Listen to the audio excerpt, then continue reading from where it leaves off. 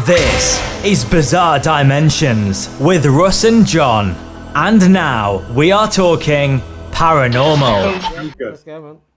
Welcome and good evening, everybody. Thank you for tuning in. This is episode 5 of Bizarre Dimensions podcast. And as you can see on screen, there's myself, Russ, John, and the master himself, Mr. Chris Mckinnell from the Warren Legacy Foundation. We are privileged to have on this show, and we thank you so much for coming on and being so humble to come on our little tiny podcast. So thank you, Chris. It's my pleasure, honestly. Yeah. And those of you who don't know Chris, I should hope you do, because you're all into the paranormal field, and you should all be salivating with excitement in relation to some of the things he's got to say this evening.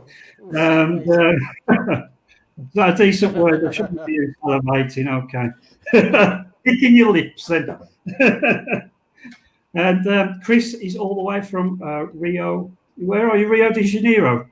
Rio de Janeiro, Brazil, right now. Okay. You could have put. I'm here learning about Kimbanda, Umbanda, and a few other Afro-Brazilian religions. Oh wow! Okay. So yeah, we'll definitely cover paranormal and the religion as we go on. But those are the things we're going to ask you about. But so tonight's show really is going to be talking about you, your experiences, and I know John's lined up a decent interview, so for us all to go through, and hopefully the guests who are watching can contribute to some of the questions. So a lot of the people on there, Chris, are very, very much in either paranormal teams or following a spiritual path, mind, body, and soul, event organisers, and you've got a full plectrum array of people on their own spiritual journeys, and so I think you've got a decent audience today to pitch things to. Before we start, I have promised a couple of plugs.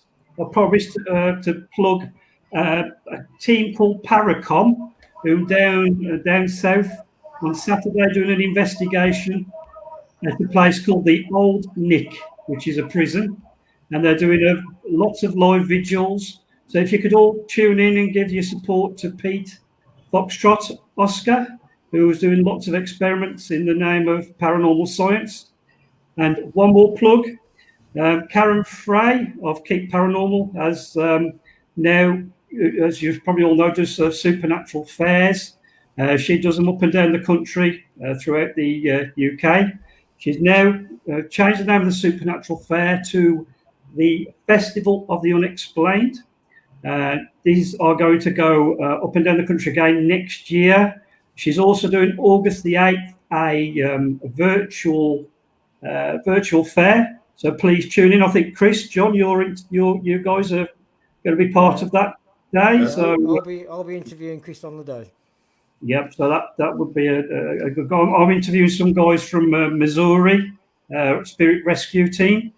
Mm-hmm. So it's going to be interesting. So if you can all join in to the first pilot day for the Festival of the Unexplained. So we know, without further ado, we've had too many delays anyway. So what I want to do is, I've already welcomed our guest all the way from Rio de Janeiro, Mr. Chris Mckinnell. So John, over to you, sir, with your... Thank you very much for that great intro. Okay. First of all, Chris... John, I'm going to have to ask you to speak up a bit. You're very hard to hear. Is that any better for you? Is that any better? Oh, that's much better, yes. Lovely. First of all, I'll just say a big thank you. This is a big tick off on our bucket list for this one. We've been looking forward to speaking to you for a very long time. Let's start with, okay, as a demonologist myself, and there's a few demonologists watching you as well today, the first question we have to ask is, do demons exist? That's your first question. Part two of that question is, during your own cases, do you have to deal with demons yourself? And if so, which ones do you deal with? Are we talking the Lesser Keir Solomon demons, as in I've learnt about and stuff like this, or are there totally different newer demons around? Well, let me ask you a question. What makes a demonologist? All I've done is study demonology. That's all I've done. So I've read the Lesser Keir Solomon and all the books, and I'm interested in demonology. That's all it is. Okay. The reason I asked that, I've never Yeah. been comfortable with that title.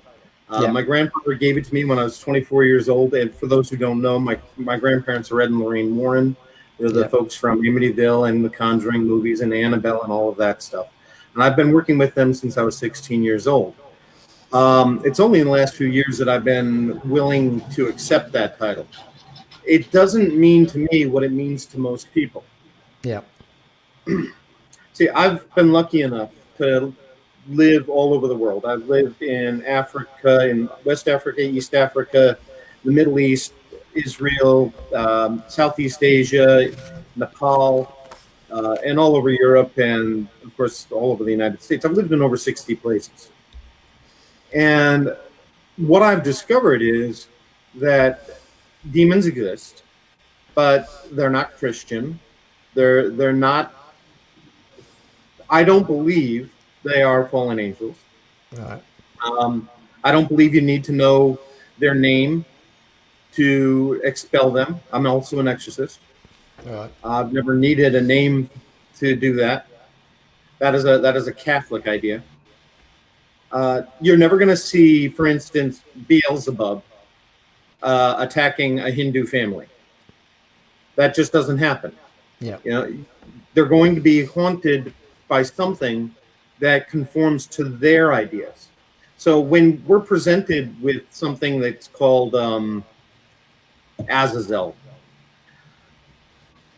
that's only because that name means something to that culture, and it's to inspire fear.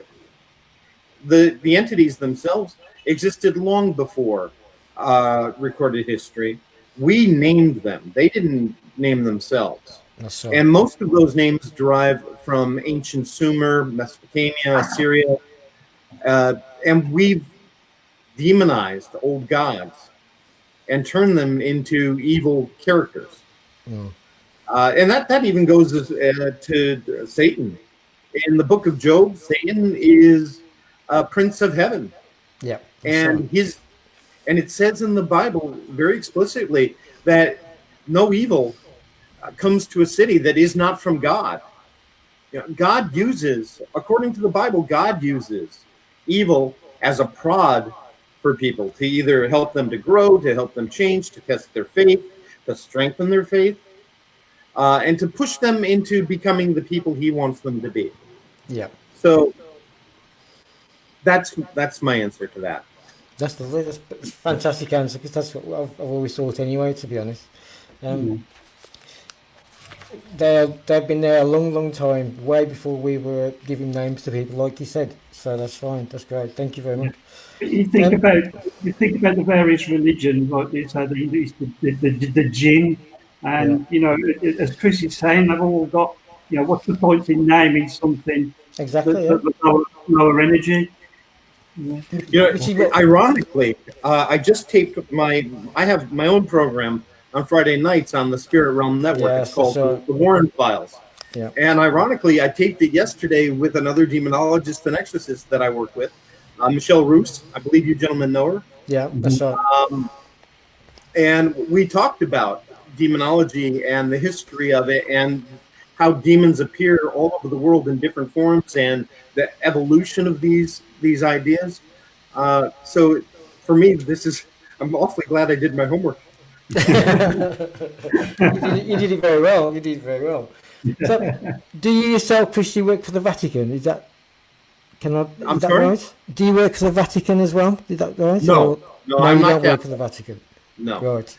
I have worked with the Catholic Church many times, but I have found that even though the popes and successive popes have all said that this is real, that we need more exorcists, we need more help, that this is the number one threat to mankind today. Yeah. Unfortunately, when you get down to the ground level, to the parish or even the archdiocese, which is the bishops, they do not want that publicity. They do not want that exposure, and they take far too long. I was working on a case a year ago with a man and his wife, and he was coming under possession constantly.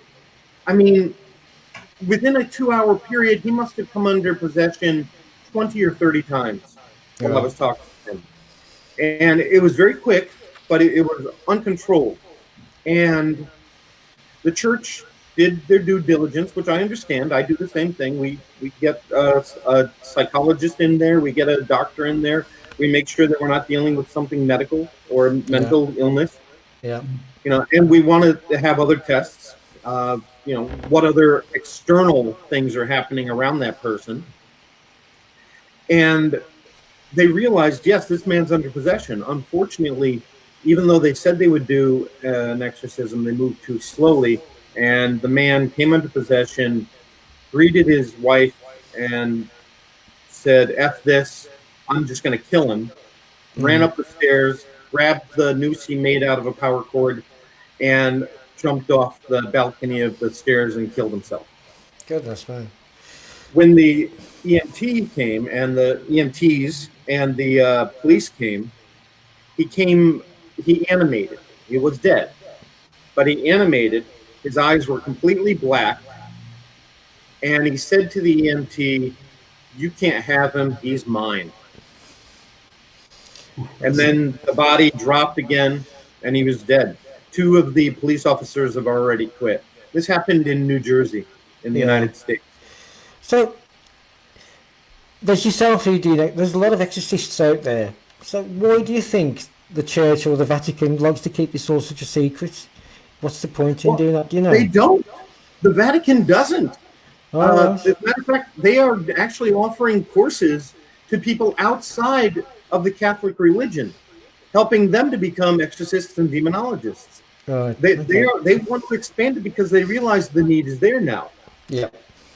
It's not the Vatican. It is the street level people. Most parish priests never deal with this stuff, and predominantly, in my experience, and I've done this 40 years,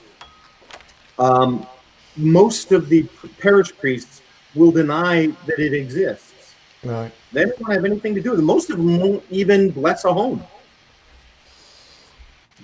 See, we've always had the feeling that the Vatican have been trying to hide things secret, but then again, we're watching what we see on the media, don't we?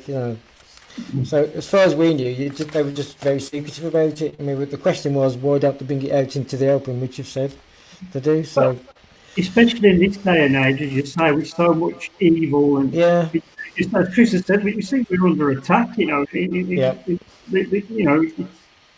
were totally bombarded, be it through press, media. If it's happening, that's really important. And I'm not talking about your program because obviously you're here trying to educate people, and that's what I like. Yeah. But these paranormal TV shows where they have the case of the week and they run in, they stir up trouble. That's all for ratings. It's all for money. It's all commercial. That's right. And you don't produce a real haunting on a television production schedule. No. It doesn't happen. And there's no way on God's green earth you're going to be able to solve each of those cases that week in that one visit. More often than not, these poor families end up in far more danger and with things stirred up. And the show, once they leave, they're like, yeah, we're done. Yeah. And they get the worst advice, which is something I really want to emphasize. Those programs are not there to teach you. So if you're watching these and you're thinking you're learning how to become a paranormal investigator, you're not. You're not at all. No. Even on my program, and I've got over 50 videos out now. I'm not trying to teach you how to be a paranormal investigator. I'm trying to explain the dangers. I'm trying to explain how to protect yourself. I'm continuing my grandparents' mission, which is educate the public so that we can make sure that you don't get hurt. If you actually want to be a paranormal investigator, on the other hand, then we would invite you to join the foundation. There's quite a difficult process, actually, because we want to make sure that the people we have coming in are actually going to take care of the families that we serve. Yeah. But if you're good, then we'll mentor you. We'll help you to become a paranormal investigator. That's one of our missions. Yeah, I was going to say that's actually leading on to my next question. To be honest, as the head of the head of the Warren Foundation, yeah. Yeah, the Warren Um, Legacy Foundation for Paranormal Research. yeah. Well, basically, could you give us a real idea of the mission it's got? What is the mission for the foundation itself? Sure. How big is the group, and what sort of people are involved in it? And as you just said, can others get involved, such as ourselves, and how do we do so? So, how big is the organisation at the moment now? It's worldwide. We're all Yeah. over the world. We do have areas where we don't cover adequately enough yet, but we're working on it. We've got Yeah. a couple of hundred people, good people that are from every walk of life. We've got doctors, engineers, PhDs in biochemistry, psychologists. Actually, we've got a neuroscientist coming on board now. Priests, No. you name it. We've got people we know. We've got bank presidents, oddly enough. But the purpose of the foundation, when my grandmother and I realized that we were getting requests for help from all over the world after the movies came out, Yeah. we realized the New England Society for Psychic Research just didn't have that reach, and we needed to expand. And so, with her blessing, I created the Warren Legacy Foundation for Paranormal Research as a worldwide network of professionals who could respond to help people in need. We do it for free.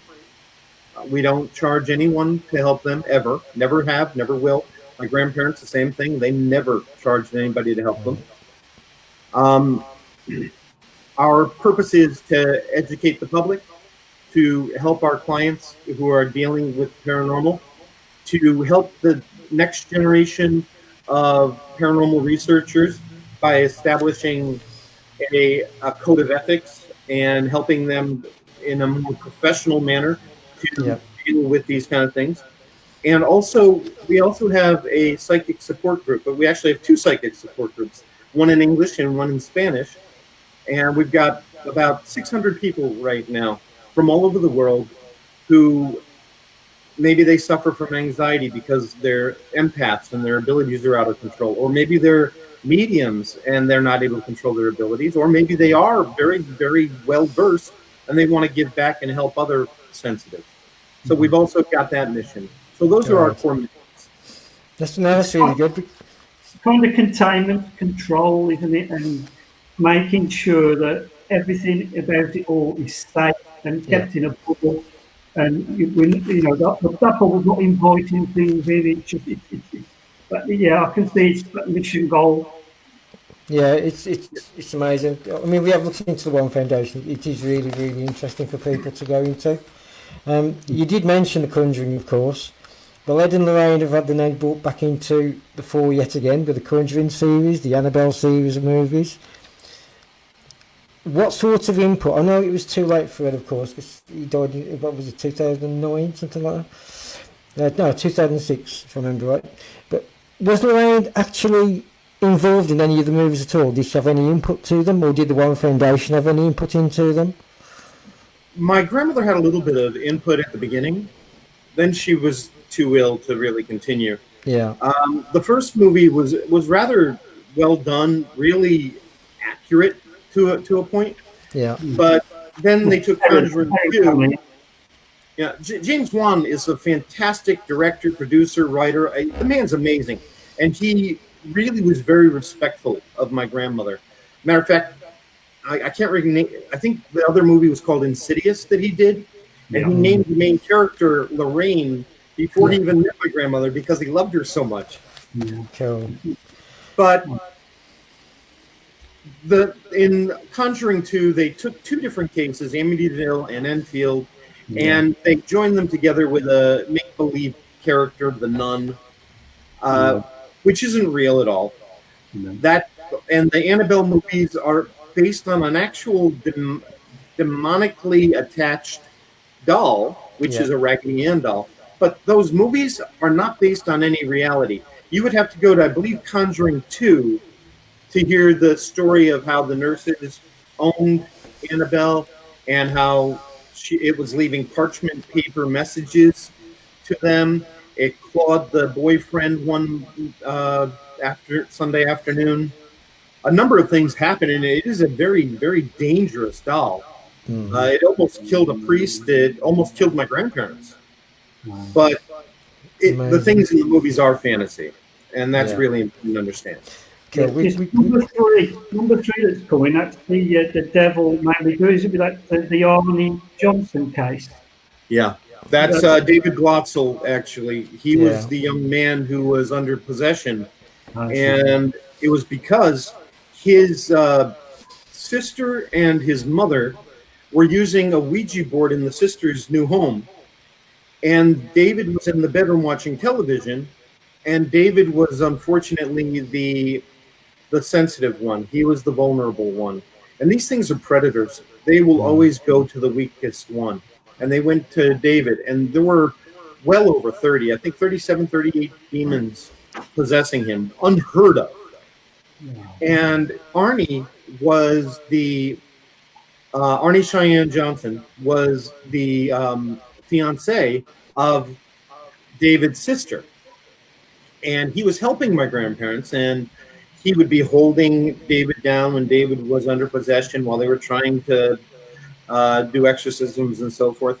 And at one point, unfortunately, Arnie said, while the demons were in there, he said, "Take me on instead. Leave him. Come into me instead." My grandfather practically blew a gasket. He knew that was a huge mistake because you weren't going to get rid of the possession that way. You just invited them to also hurt you. And not that I'm spoiling anything because I have no idea what's actually going to be in the movie. But Arnie was with his fiance and his landlord. Yeah. And he was a tree surgeon, by the way. And he came under possession, and he was crouched on a rock, almost like a werewolf. He didn't change in appearance, just down, hunkering down. And about 50 feet away, about 20 meters or less away, were his fiance and the landlord. And all of a sudden, the landlord doubled up, holding his stomach, and went down to the ground with Arnie's knife in his belly. Remember, Arnie was a tree surgeon, so he had a knife. Yeah. But Arnie never threw it. It didn't go that way. It materialized inside of the man. And my grandparents decided that it would be a good idea to use possession as a defense because it had been used successfully hundreds of years ago in England. I was only maybe 14. I knew that was a mistake. But what are you going to do? I was 14. Exactly. I mean, the judge wasn't going to listen to that. Didn't want to hear any expert testimony. Didn't want to allow the priest to talk. And eventually, Arnie was sentenced to 5 years for manslaughter. Wow. I mean, you just mentioned that you were 14 then. But you actually started at 16, was it, with Ed? Your very first case. I mean, I can't imagine what you've seen or what you've done. It's because people out there just don't realise that this thing does really exist. People just think it is a movie or it is a story in a book, but it actually does exist out there.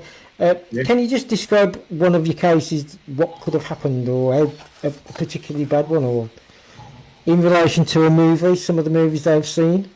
Well, let's see. I could talk about Maurice Theriault. He was the character Frenchie in The Nun. And at the end of that movie, you see actual clips of Maurice under possession. Yeah. Maurice was, and there was no truth to that story in The Nun at all. Yeah. The only truth is that last 2 or 3 minutes during the credits where you see Maurice under possession. Yeah. I was in it with my grandparents. I was also actually the head investigator for the Haunting Connecticut case. Got it. But Maurice was illiterate French-Canadian farmer. He couldn't read or write. His family didn't read or understand French at all. They only understood English. And he had a horrible childhood. He was horribly abused by his father. His father was a monster. There was an incident, and I apologize, but it is kind of graphic, where he entered the barn and his father was having sex with an animal, and his father made him do the same. And later in life, his father called him and said to him on the phone, "Maurice, I just want you to know that I love you." And then he set the phone down, but didn't hang it up. He picked up a gun. He went in the other room. He killed Maurice's mother, and then he killed himself. And Maurice heard the whole thing. They started having paranormal experiences. He was out in the field, and he felt this burning coldness on his back. And there were words scratched in French on his back. His family had to read the words to him for him to translate them. And I apologize, I don't remember because it's been over 30 years. Okay. But if you are interested, go to pick up Satan's Harvest. It's written by two Boston Globe, Boston Herald reporters. It's a very, very good book about the case. It was written with my grandparents and the Theriaults. But the first day I was there, my grandfather decided it would be a good idea for us all to go to the father's grave and to have Maurice talk to his father and tell his father that he forgave him. And while we were there, Maurice is talking to the grave site and saying, "Dad, I want you to know I love you and I forgive you." And you heard audibly a punch that hit him under the chin so hard it lifted Maurice off the ground and threw him back over 3 meters flat on his back. I saw this man. We were working. He was a farmer. We were working in the greenhouse, planting seedlings. And Maurice told me he was getting very cold. I said, "Well, walk over to the fire," because there was a heater, "and get warm." And then he just stood there. And I could see his eyes had taken on this snake-like slit appearance. And I told Nancy Theriault to go with my partner and get out of there. And I confronted the demon, and I said, "By the power of Jesus Christ, I command you to be gone." And I came at him, and I was throwing holy water, and he's trembling. And after, I don't know, 5 minutes, 10 minutes of that, he did come out of it. And he said that his back felt all wet. I said, "Well, let's check." And we pulled up his shirt, and on his T-shirt, there were 3 crosses in blood on his back, soaked through the T-shirt. Yeah. And we looked at his back, and there was blood on his back, but there was no cut. I said, "All right, I'm going to need the T-shirt. Let's go up to the house and give me the T-shirt. I have to have it tested." We got up to the house. He took the shirt off in front of me. He handed it to me. It was white. There was no blood. Wow. The day of the exorcism, we went with Bishop Robert Mckinnell. Fantastic man. One of the holiest men I've ever met in my life. He and the Dalai Lama are the 2 holiest people I've ever known. And as we were getting ready to do the exorcism, my grandfather is having a heart attack. We didn't know it until the next morning, but you can hear on the videotape my grandmother saying, "Ed, why don't you have a banana? Maybe you've got low potassium." It was actually a heart attack. During that exorcism, he was drooling blood. His eyes were bleeding, tears of blood. And he was rocking back and forth. His stomach was in a great deal of pain, very normal because they enter through there often. And then his face just turned like stone while this thing was confronting the priest, and the Bishop Mckinnell was demanding, "Who are you? By the power of Jesus Christ, I command you to reveal yourself." And he said, "I am who I am." Now, what's really amazing, and you can catch clips of the video online. Yep. In the video, his face takes on a scaly, like snake-like appearance, and his eyes take on that snake-like appearance. And there's a crack. It appears on this side of his forehead, a big black crack that appears in his head. None of that was in real life. It was all projected onto film by the demon. Pretty amazing to me. This was long before CGI and things that you could do. Yeah, this was in the 80s. But yeah, that was an amazing case. Unfortunately, and this is a lesson I took from this case, because the underlying problems that made Maurice so vulnerable were not dealt with. A few years later, he came under possession again. And he waited for his wife to come home from work. And he chased her out of the house with a shotgun. He blew her arm off. He grabbed her, pulled her back into the house, and then he sat there looking at her. She thought she was going to die.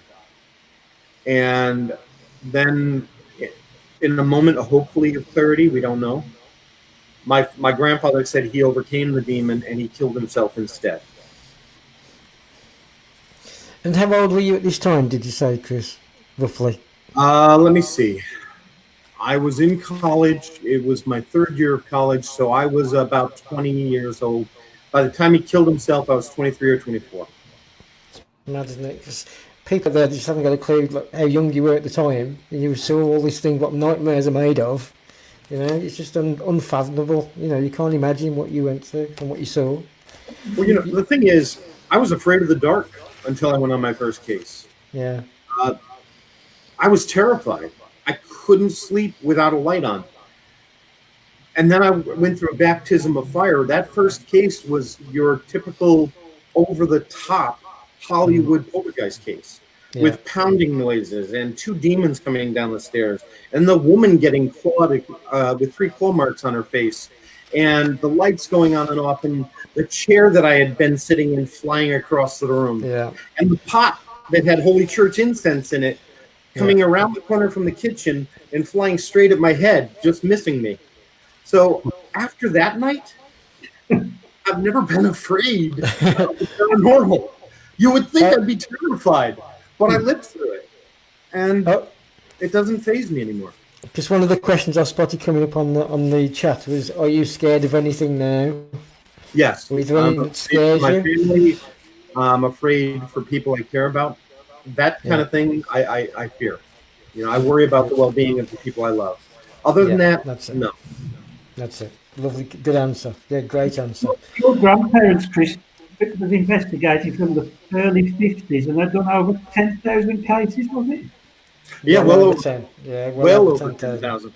Wow. They had done 10,000 by the 80s. God knows how many I've done, but I'm probably up there as well. Wow. It's like I said, we can't fathom this. Well, we do know it goes on, of course, but not to the extent that it does go on. So people watching today, they've got to be surprised at the fact that there's so many cases worldwide, including yourself and everyone else who deals with them. Well, now, wait a minute. Let me make it clear, though. 95% of the people who contact me either have no paranormal problem or it's only psychic issues. They are sensitive, they are psychic, and they're dealing with self-manifestation. And we can deal with that far more easily. It's that other 5% of the cases that are real trouble. And it may be only 1% that becomes deadly. Right. Okay. Well, that's nice to know. So let's move on to the museum. One museum is still going on, of course. It's still open. No. Oh, no, it's closed now. It's been closed for many years. They changed the zoning laws at my grandmother's house, my grandparents' house, and so they were no longer able to even show it by special invitation. The thing that people don't understand, it was never open to the public. Yeah, that's right. It's more of a prison. Yeah. And people have asked, well, why don't you just destroy these things? Well, because when you destroy it, you release the energy, and then it can go out and hurt other people. Yeah. So right now, everything's locked down. It's safe. Nobody can get to it. Nobody can create an attachment to it, and nobody can be hurt. And have you yourself put anything from your cases into the museum as well, yourself?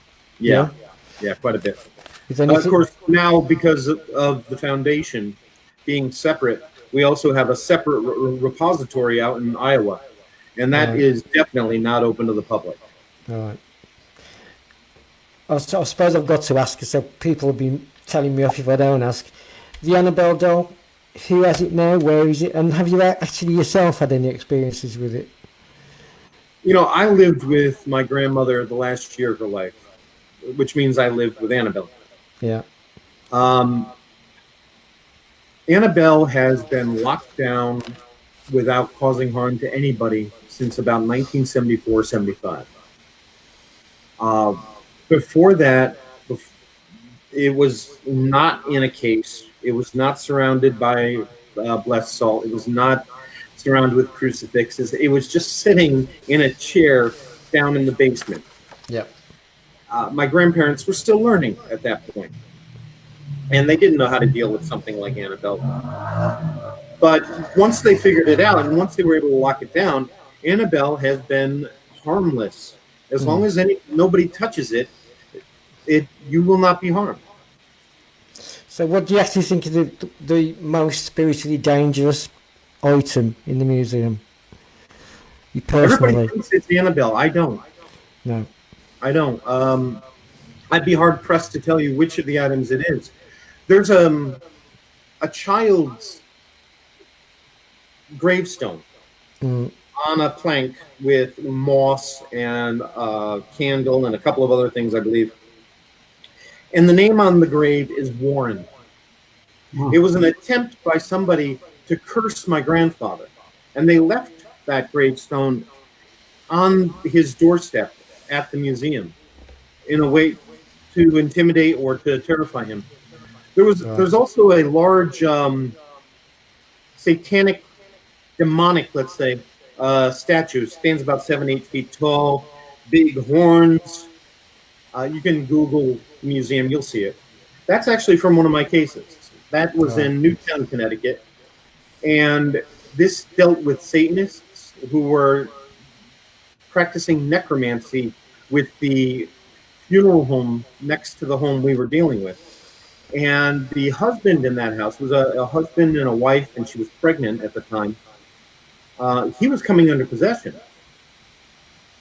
And one night, I was there with a colleague, and they were in their bedroom asleep, and my colleague and I were trying to sleep in the other room, and all of a sudden we're awakened by screams from the woman. And my colleague kind of freaked out, and he's like, Chris, she's screaming. I was like, I know, get out of my way. And I pushed him out of the way, and I ran across the hallway, and the guy is levitated over the bed, over his wife, and she's screaming. I was a much different person back then, and I ran, and I dived, and I tackled him out of midair, threw ourselves off the bed on the other side, and I started screaming, by the power of Jesus Christ, I command you to be gone. And I'm saying that again and again as he's almost lifting me up. And my colleague comes in behind me, and he's throwing holy water on him. And after a few minutes, he came out of it. A few days later, we were there, and we were chased by some of these Satanists who tried to follow us home. But we did manage to lose them. That's good. Hunter was in the woods behind the house, and he discovered the demonic statue. Yeah. They had been doing rituals back there. So we removed it, we put it in the museum, and that's where it is to this day. How many items is there, Chris, in there, would you say, been collected over the years? Honestly, I don't know. several hundred, if not well over 1,000. Wow. Goodness me. They often get blessed. Is there a routine blessing? Yes. Really? Yes. Absolutely. And everything, as long as you don't touch, everything is safe. Yeah.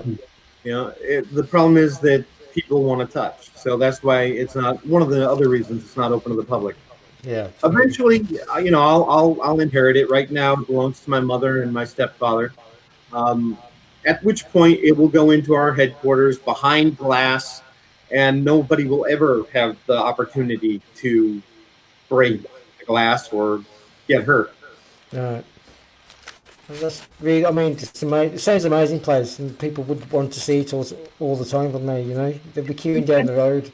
It concerns me that this growing trend for having, haunted objects and attached items, especially the dolls, you know, it just, especially what's Drives me crazy. Yeah. You know, and I sound like a hypocrite when I say it because I've got all of this crap. But the truth is, collecting haunted items is incredibly dangerous. I don't collect anything. I take it from victims who want to get rid of it. Yeah. I either tell them, here's one thing you can do. You don't have to send it to us. You don't have to send it to the Warren Foundation or anybody.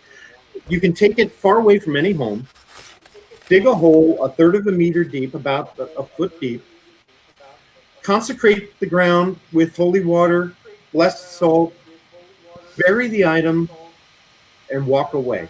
Never go back again. The energy of the earth will leach it off. It will be safe, and you will not be harmed. Would it get neutralised, Chris, or would it be like if somebody comes and builds a property on the land? I apologize. I'm not hearing you. Sorry, would the earth neutralise the spirit, or if somebody comes along in the future and builds a property or a house on the land, you with me? Would the essence still be there, or would it? My belief, Time? from the research I've been able to do, I believe that after time, the energy of the earth will leach away that negative energy, and it will be safe. But because I can't tell you when, I certainly don't want you to go back and try to regain that old mirror or amulet or what have you that you've decided to bury.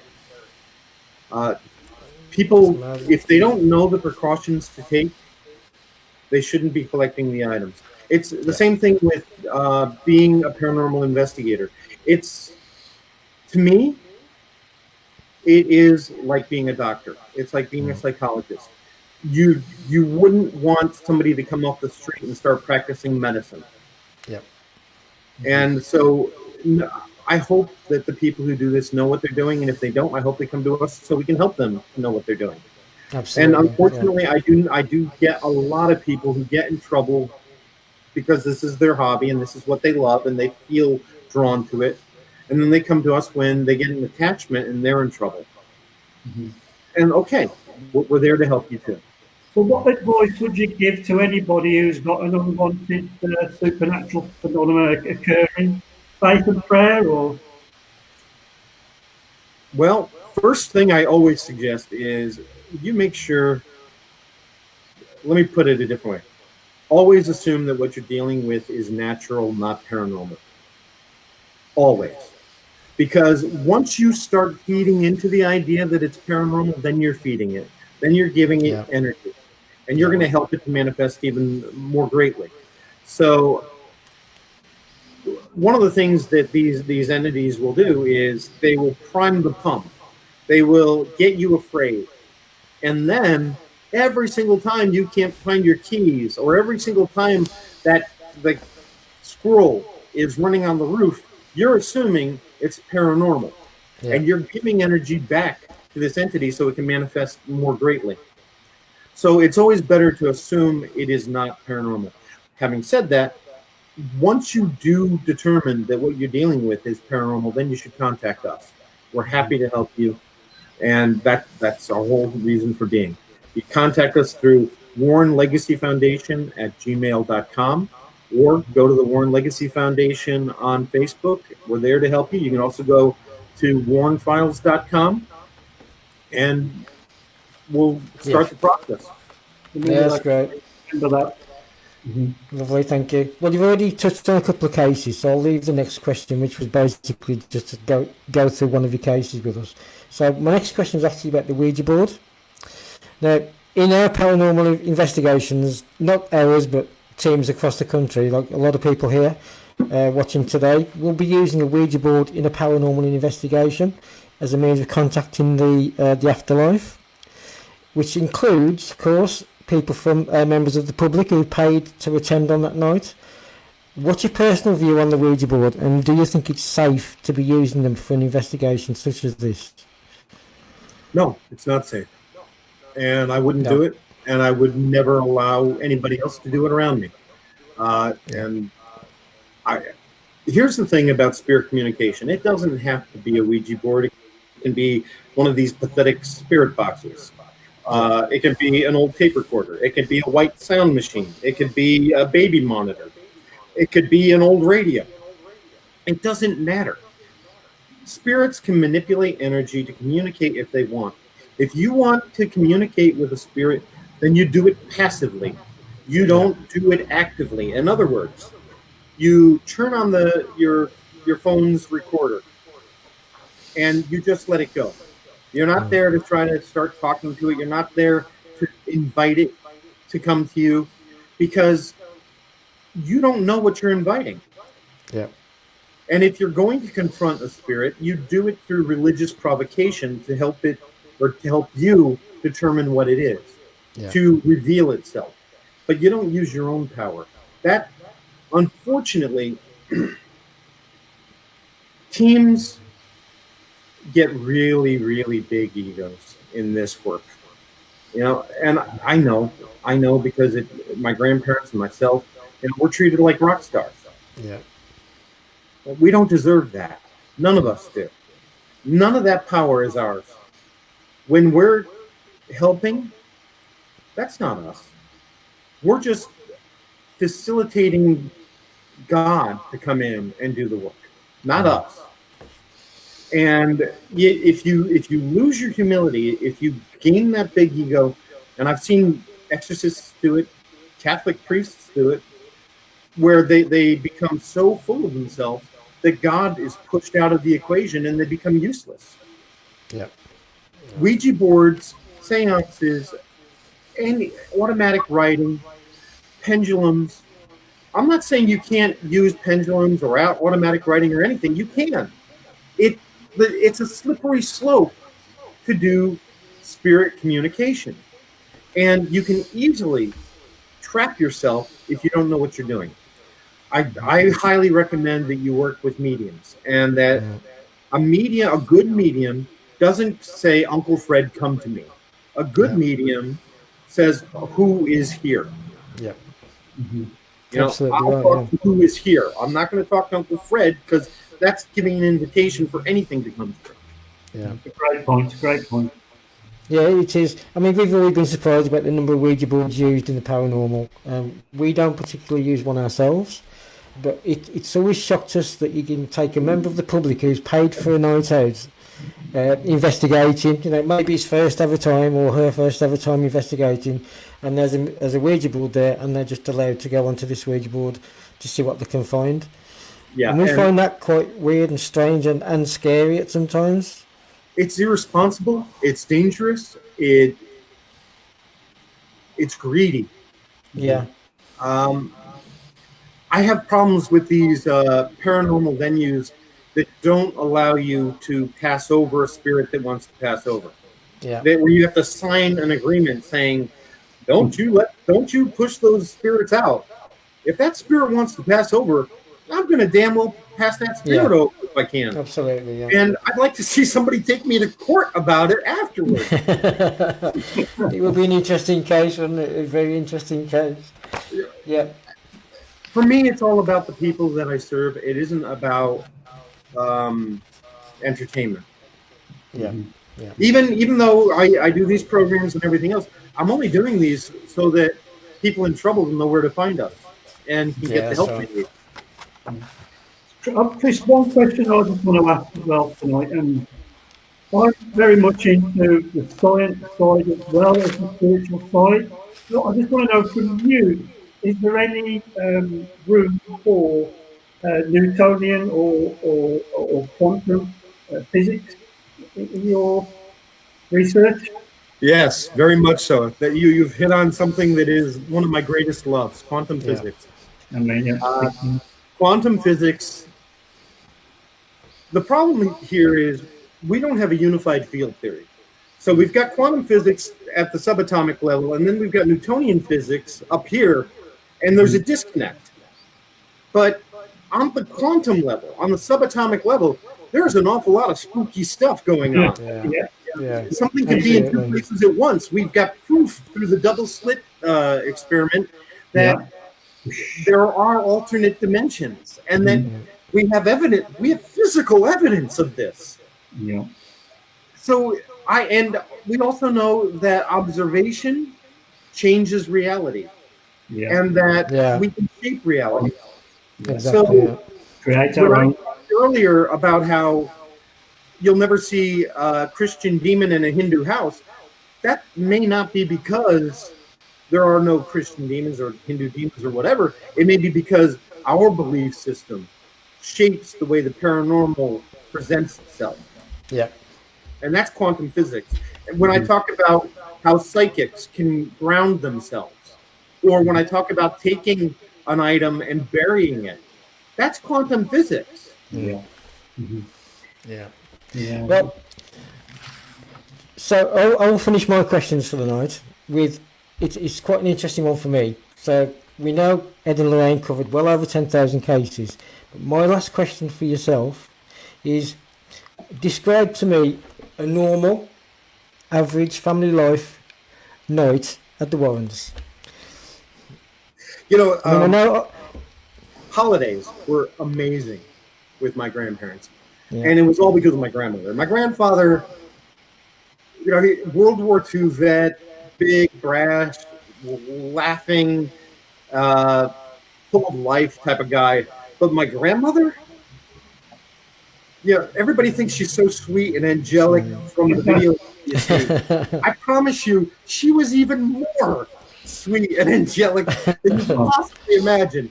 You could not get her to sit down at Thanksgiving because she was up serving everybody all the time. Christmas, she took a week to bake. She must have started buying Christmas gifts the day after Christmas. She would come in with sacks of, literally giant sacks of gifts, and you get 2 sacks for one person. It took hours to open all of these gifts. And she just loved it. She loved that look on all of our faces when we opened our gifts. Holidays were incredibly special. Sundays with the family, we almost always had dinner with my cousins, uncles, aunts, grandparents. It was pretty special. I've read the Warren cases, and I've read a lot about the Warrens' private lives, etc. And they just seem such a lovely, lovely couple. They met each other very young, didn't they? She's about 14 or 16 when Ed met Lorraine. And they've been together. My grandmother was, I think, 7 or 8 when her ability started. And my grandfather grew up in a haunted house. He saw the old landlady standing in the hallway. My great-grandfather said, there's no such thing as ghosts. By the time my grandfather was 16, he tried to join the Marines. My great-grandfather found out and pulled him right out. I used to think he got actually caught by the Marines and kicked out. It turns out it was my great-grandfather.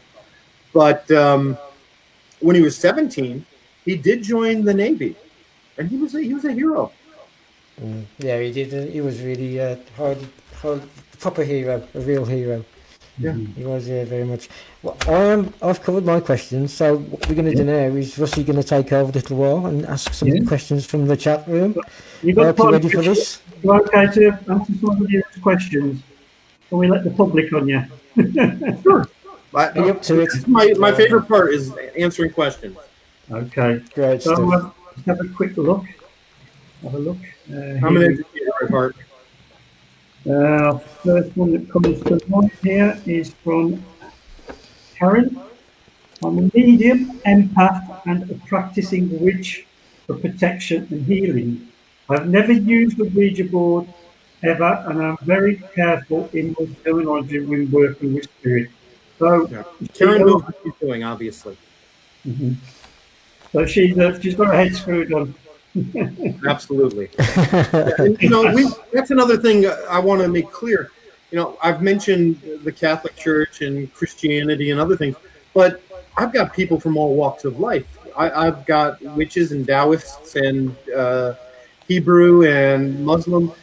We come from everywhere. Wow. Because if you want to help a family, you have to work with their faith. Yeah. You can't force your faith on them. No. If they don't have faith in what you're doing, it's not going to work. Next one, I'll get through them. This is Christine Elmore. Are there telltale signs people get before they get possessed, and can they prevent them? Okay. The first thing you need to understand is possession is incredibly rare. People talk about it as though it happens all the time. I've only personally done 4 exorcisms in my career. I've been on a few others as well, but I've only actually done 4. Yes, there's a progression to a haunting. You go from an infestation, which is all external. That's where, things are going bump in the night and everything's happening in the house. And then as it gets a stronger attachment to you, it starts to work its will upon you, and you start to exhibit personality changes. Maybe you become more depressed or more angry, or you start drinking for the first time in your life, and you're being personally destructive and destructive to your family. That's oppression. And then it moves into possession once it breaks you down to the point where you don't have any resistance. Okay, I think that's a good answer. Let me just have a look. I've got a message from Craig Malone. It's a big one. Sorry, your face is gone, Chris. I have never spoken with Andrea Perron. I've never met her. I've never read her books. And to be quite honest with you, I didn't even know about that particular case until the movie was made. My grandparents never mentioned it. No. Okay. Just one of many, I suppose. One of 10,000. Yeah. Exactly. It's exactly. Tasha Brown. She's an author. She writes a few books. What is the best piece of advice you would give to a person who has just embraced her sensitive, empathic. Empathic. Yeah, empathic. Sorry, I'm sorry. Tasha, what I would tell you is to please contact us. If you go to Warren Legacy, is it Warren Legacy? Oh my gosh. I believe it's Warren Legacy Psychic Support Group. Or just contact me, Chris Mckinnell, on Facebook. Warren Legacy Foundation at gmail.com is another way. And we will hook you up with our psychic support group. We've got great people in there. One of the things I love that I have found most rewarding is this support group, because my background is in therapy and education. And people were coming to me overwhelmed by their abilities and by anxiety and everything else. And I realized we need a support group. Yeah. And now the thing I hear most from the people who get it in the group is, I finally found my tribe. I was so depressed. Now I feel like people understand me. We don't do readings in the group. It's not like that at all. But we do mentor. We do have monthly Zoom sessions you can join in on, or you can watch them after the fact. There are plenty of resources and videos to help you with your abilities, to either help suppress them or to embrace them as you are. Good answer. I mean, I'm just about to read one out from Neil Mitchell, if that's okay, Russ. It says, does an exorcism follow the same path regardless of faith or religion? Good question. Yeah. Does it follow the same? Predominantly, it's a pattern, yes. But there are cases, odd cases, where somebody will come under possession with no history of hauntings. And that always surprises me. I've seen it. I've had it reported to me by people I help, and it's a one-off. And in those cases, it seems to be that this is a wide-open medium who didn't have control over his or her abilities, and something came through and took them over. It just happened, it was just reported to me this past Friday, happening in Ireland. And this was a woman who is the medium, and during an investigation by somebody else, they had stirred up things, and she had been taken over. Right. That's good. Karen kindly sharing your link, Chris, to the Warren Legacy. So everybody should give it a look and sub and follow Chris. Obviously, he's the man who can help us all, really. We won't get stuck. I've got one question of my own for you. So it's been hit on in relation to various religions, Chris, that you bring it all together as one. So have you got some kind? You bring it all together. Have you got some kind of? Would you have a meeting in relation to? For instance, you're sitting on Islam, and would you bring together a team of specialists to discuss this? Obviously, would you speak to a man or? I'm not sure I'm hearing you, but let me see if I do hear you. I would bring in any specialist that could help that family. In other words, if I'm dealing with a Hebrew family, I'll bring in a rabbi. Okay. But here's the thing I've discovered from all of my studies with many different religions. As long as if you think of God as a wise man on top of a mountain, as long as you're trying to climb that mountain to get to God, that's what matters. It doesn't matter what path you take. God seems to respond to all prayers. It's only the fool running around the bottom of the mountain saying, you're going the wrong way, you're going the wrong way, you're going the wrong way. That guy isn't going anywhere. As long as you're working your way toward God, that's what matters. Yeah, absolutely, yeah. Another question I've got here from Neil. Do you ever get asked by the police to get involved in your cases? I have been in the past, but I'm psychic, but I have suppressed my abilities almost my entire life. I am uncomfortable with them. I have channeled spirits in the recent past for the first time in the last 5 years I've been doing it. I don't like it. I prefer to work with other mediums, other psychics, and I'm more of a skeptic. I have inherited my grandmother's gifts to an extent, not to her extent, but I find it's better for me to be more analytical. And so there was a time a few years ago, there was a missing child, a girl, and we were asked in our psychic support group if we could try to find the girl. And we had photos and everything, and we actually did know where the girl was. She was dead. And we had an idea of where in the water she was and everything else. We went to the police because the family had come to us. We went to the police and we tried to tell them where to go. And they wouldn't listen to us until after the body had been found. Wow. There's an interesting question from Karen Elgie-Burke about four comments before this one, before Neil's, Russ. The question is, can negative spirits, demons, get passed down family generations if they have not been exorcised or removed correctly? I have dealt with something called generational curses. I had a hard time believing in curses for the longest time. But it turns out it has a lot to do with quantum physics. Yeah. It's the same thing as prayer.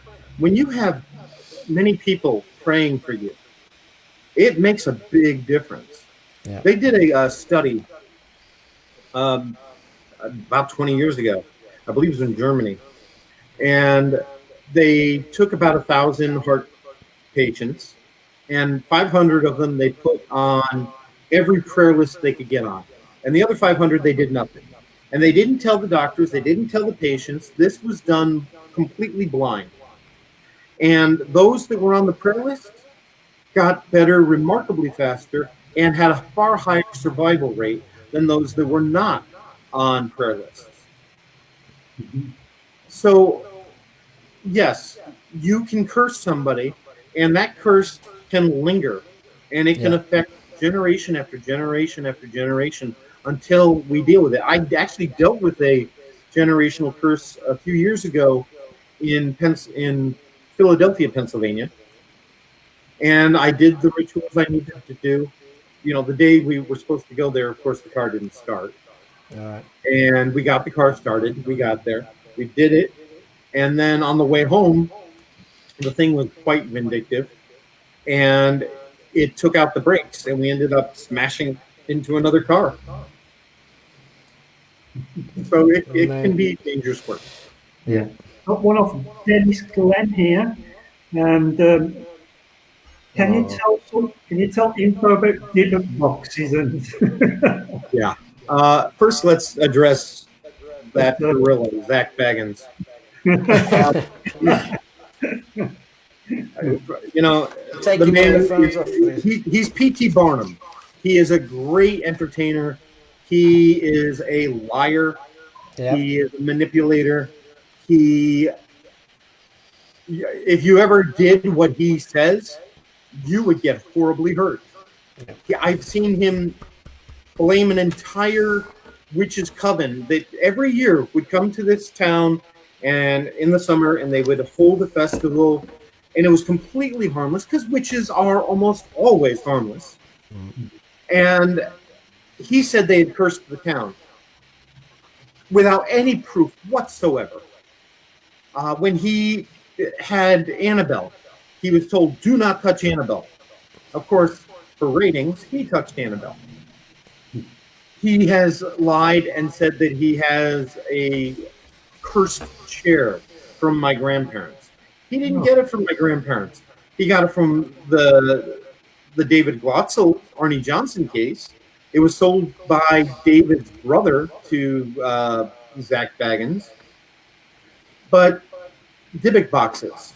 You know, I was talking to a rabbi several months ago about these, and there's supposed to be a way of trapping troublesome human spirits who've gotten out of control.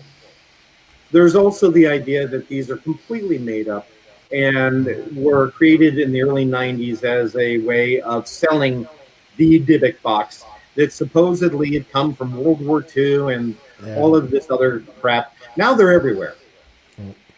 One of the things that anybody who's been in this field will tell you is eBay. You think sports paraphernalia is faked? It is incredibly easy to fake haunted items. You just say it's haunted. And all of that crap that's for sale on eBay, if it is actually haunted, then those people are real jackasses, and you shouldn't have anything to do with them. But 99.9 times out of 100, you're dealing with a completely fake item, and don't bother with it. Yeah, absolutely right. Yeah, good. Question from me, Chris. Your grandma once quoted she'd never set foot in Amityville House after the exorcism. Would you go in there again if summoned? I've never been in the Amityville house, but I would go. Yeah. Here's the thing. I don't do paranormal tourism. I don't go into abandoned buildings. If I'm not there to help somebody, I don't have a reason to be there. That's right in my code of ethics that all of the members of the foundation subscribe to. Yes, we will cross over a spirit if there's a spirit there that we need to cross over. But predominantly, we're there to help the living. From what I have learned, people who have owned the Amityville Horror, some of them are okay and they've not had problems, but quite a few have had problems, and the turnover on that place is phenomenal. As a matter of fact, one of the owners recently, who just sold it, I think a year ago for a steal, I think like $600,000, which is cheap for that property. Yeah. Ocean She Drive. sold it because her 45-year-old husband died, and he was in great shape, and she was sure that it was because of the house. What do you know about the photo? You know the famous photograph of the boy. Oh, I sure do. That's not a boy. It's not a boy. No, not at all. What, That's a demon. It's definitely wow. Yeah, that is you can tell by looking at the eyes. Yeah. It looks just like one of the DeFeo boys who was murdered, but it's not. My grandmother was there for that photo. That was taken by a Channel 5 newsman, and they didn't see the child there when the photo was taken. It was only when it was developed. Wow. But they had quite a number of experiences before and during their visit there. Goosebumps. I put another total new spin on that photograph for me because I've always looked at that photograph and thinking some inside information.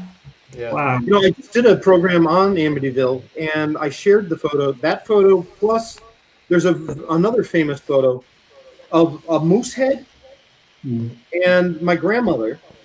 And if you look closely, and like I said, I've got it on my site. You can check it out. Or I can send it to you guys as well.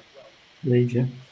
In the moose head, there are two faces. One is wearing a monk's cowl. It's Padre Pio.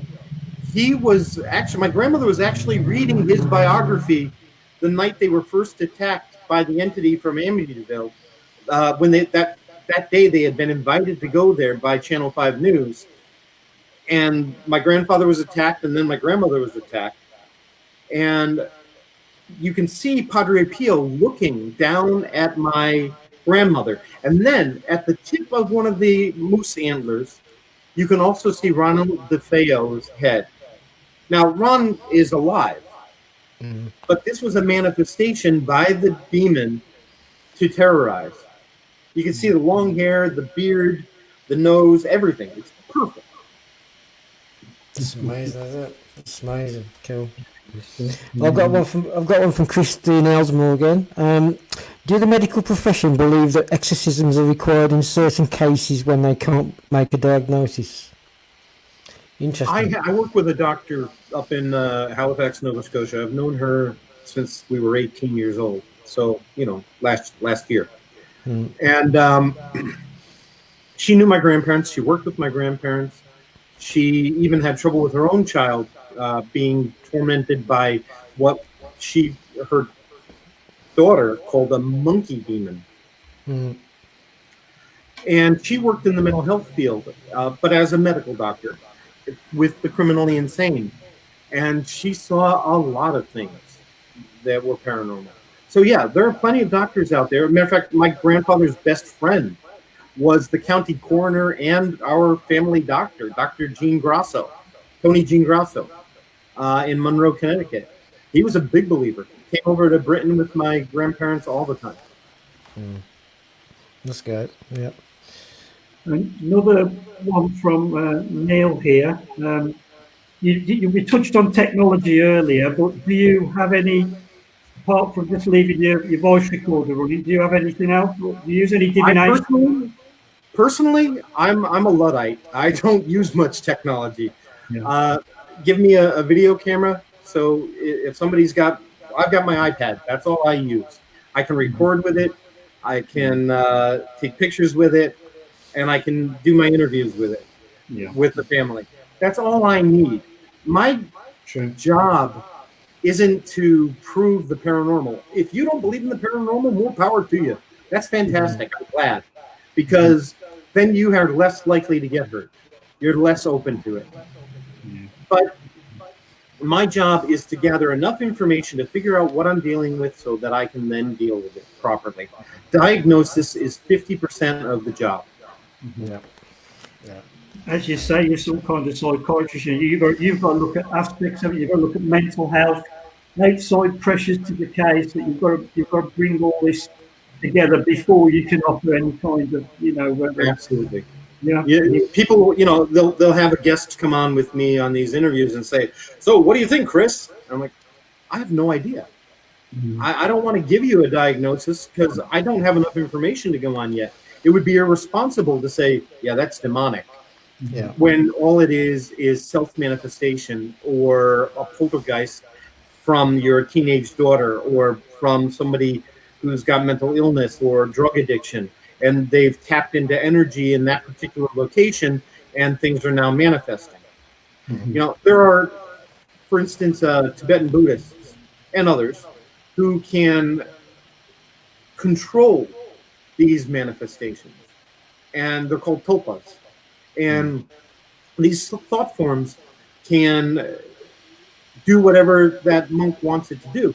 But if you're somebody who's not in control and you create that thought form, it can take on a life of its own. And then we're dealing with something that we need to get rid of.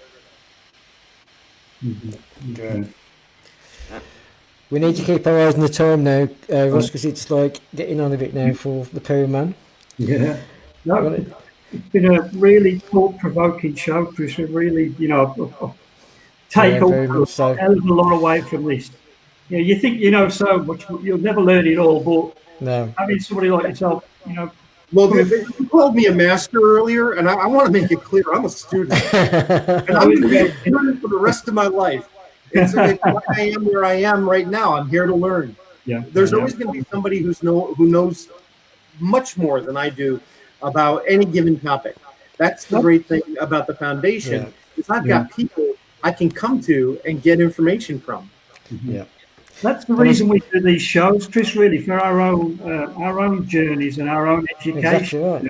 Yeah. The whole idea of bringing people up, and we the bits we do when we're on our own investigation, but it's so much. That's the beauty of it all as well, the beauty of it, and really is good. But, we've had a great time, great evening. Yeah.